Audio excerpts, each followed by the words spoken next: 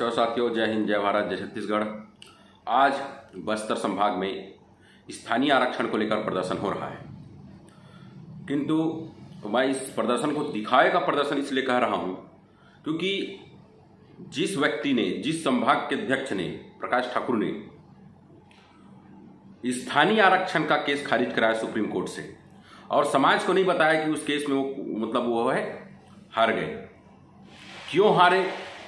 हमने पहले ही बताया था कि ये हारने का कारण क्या है, क्योंकि सही तथ्य जब इकट्ठा नहीं किए और जो केस संविधान पीठ के पास जाना था उसको संविधान पीठ के पास नहीं ले गए। जब हमसे उनकी बात हुई तो याद रहे कि उनका जो 32% केस जो लगा है, उनका इसलिए कहूंगा कि वो अपने अलग से नाम लेके आए थे। तो शुरू में तो हमारे साथ थे, हमने बताया था कि इस तरह से होना चाहिए, तभी उनके में भी वो जो 32% की बात आई है उनकी एसएलपी में। लेकिन उसके बाद ये मौन बैठ गए और जब हम बार बार इनसे पूछते थे कि भाई वो जो स्थानीय आरक्षण का केस लगाना है कैसे करना है, तो इस पे मौन रहते थे। बहुत समय बीत गया, तब हमने खोजने की कोशिश की आखिर ये चुपचाप क्यों है, क्योंकि भाई हम तो समाज से सहयोग सभी चीज़ों के लिए ले रहे थे कि हमको आरक्षण ही बचाना है, स्थानीय आरक्षण ही बचाना है, 32% में आरक्षण बचाना है। लेकिन वो चुपचाप रहे, कुछ नहीं बताते। फिर जब हमने अपने वकीलों के माध्यम से सर्च कराया कि इस केस पे कोई आया है कि नहीं आया छत्तीसगढ़ से, तब पता चला हमको कि प्रकाश ठाकुर जी आए हुए थे, लेकिन उनको जो है वो नोटिस भी नहीं करा पाए केस में। बहुत सारे लोग बोलते हैं कि भाई हम आपके साथ क्यों काम करें, तो इसीलिए आप हमको आपको हमारे साथ काम करना चाहिए और हम सबको मिलकर एक साथ काम करना चाहिए, क्योंकि जब तक आप सही सलाह नहीं लेंगे, सही लोगों से बात नहीं करेंगे केस के मामलों पर, तो ऐसे ही आप जो है असफल होते रहेंगे। और इतने दिन बाद, कम से कम 3-4 महीना हो गया होगा, उसके बाद इतने दिन बाद जो है स्थानीय आरक्षण की याद अभी अचानक से आई और अभी प्रदर्शन कर रहे हैं। हमारा ये मानना है कि देखिए, जब स्थानीय आरक्षण हाईकोर्ट से जब खारिज हुआ, वो बोले कि 50 के ऊपर आरक्षण नहीं दिया जा सकता,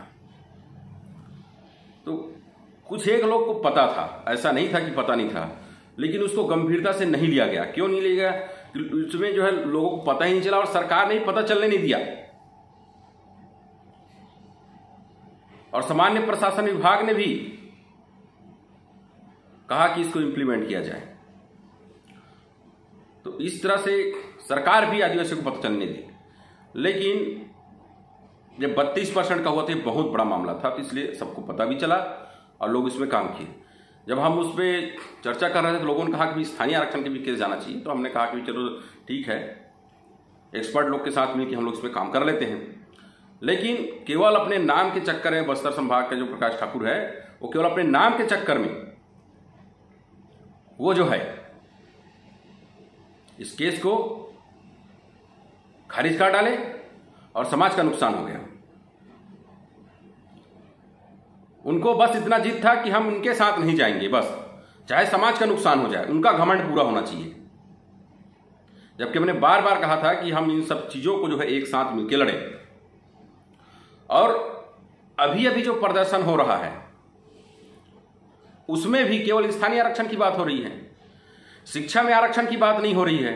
जब भाई आपको एजुकेशन ही नहीं मिलेगा तो फिर कहां से आप नौकरी करोगे? एचएनयूएल का हमने उदाहरण देख बताया कि वहां किस तरह से काम हो रहा है, और हम कोई हवाई बात नहीं कर रहे हैं। पिछले साल मेडिकल में 110 सीटों का जो आदिवासी समाज को नुकसान हुआ, तो जब तक हम सही लड़ाई नहीं लड़ेंगे, जब तक हमारे आंदोलन का दिशा सही नहीं होगा, तब तक कोई सरकार हमको गंभीरता से नहीं लेगी, ना हमारे जनप्रतिनिधि हमको गंभीरता से लेते हैं। आज देखिए, बस्तर हो चाहे सरगुजा हो, एक तरह से पूरा जो है सत्ता दल में आदिवासी समाज के विधायक बैठे हुए हैं।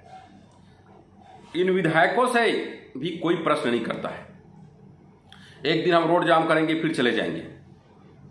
वो विधायक भी जानते हैं कि आंदोलन में धन बल की आवश्यकता होती है, लोग कितना चिल्लाएंगे, फिर चले जाएंगे। ये समय क्या कहना चाहिए, प्रतिस्पर्धा का नहीं है कि एक प्रदर्शन ये कर डाला तो एक प्रदर्शन कोई और कर लिया।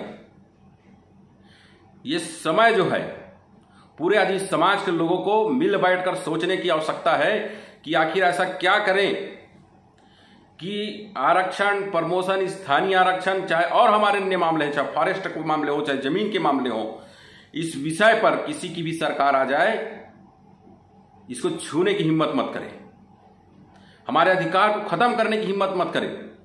ऐसी रणनीति बनाने की आवश्यकता है साथियों।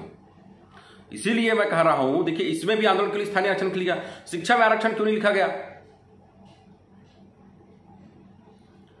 भाई शिक्षा नहीं चाहिए क्या? जब तक शिक्षा नहीं मिलेगा तो आरक्षण का मतलब ही कहां है? आरक्षण आपको मिलेगा ही कैसे? नौकरी आपको मिलेगी कैसे? आरक्षण दो चीज में है, बताइए, एक शिक्षा में, एक नौकरी में, और प्रमोशन में भी था, उसको जो है सरकार जो है इसके लिए नियम ही नहीं बना रही है। तो आदिवासी समाज को नौकरी, शिक्षा और आगे बढ़ना जो है इस नौकरी पे, इस रास्ते से ही टोटल बंद कर दिया गया।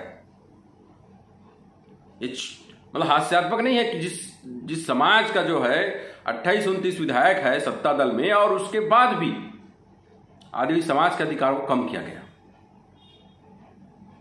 इसको बैठ के चिंतन मनन करने की आवश्यकता है। साथ ही साथ आंदोलन हो रहा है, अच्छी बात है, और आंदोलन के, लेकिन इन मुद्दों को भी जोड़ा जाए और उन लोगों से सवाल किया जाए कि भाई स्थानीय आरक्षण का केस जो लोग हारे हैं वो क्यों हारे, किस लिए हारे, वो सही सलाह क्यों नहीं लिए।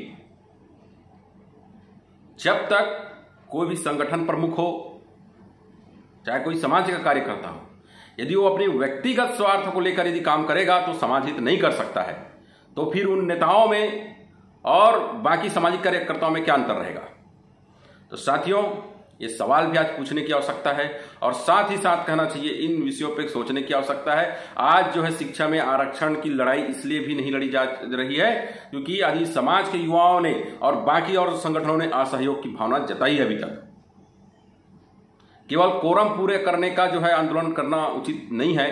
इन सभी विषयों पर, नौकरी, शिक्षा और प्रमोशन, स्थानीय आरक्षण, सभी विषयों पर व्यापक काम करने की आवश्यकता है। और काम क्या करना है हमने पहले ही बता दिया है। एक तो कोर्ट में लड़ाई है, इसके मामला तो कोर्ट में ही सुलझेगा। सरकार तो बोल देगी हाई कोर्ट से ऐसा निर्णय आया है, जैसे लगातार वो बोल रही है। तो इन सब चीजों का जब तक मिल बैठकर कोई, कहना चाहिए, रणनीति बना के हम नहीं लड़ेंगे सुप्रीम कोर्ट में, और उसके बाद जो है प्रदर्शन ऐसा नहीं होना, प्रदर्शन ऐसा होना चाहिए कि यदि ये काम नहीं होगा तो प्रदेश में कोई काम नहीं होगा, वो होता है प्रदर्शन। धन्यवाद साथियों।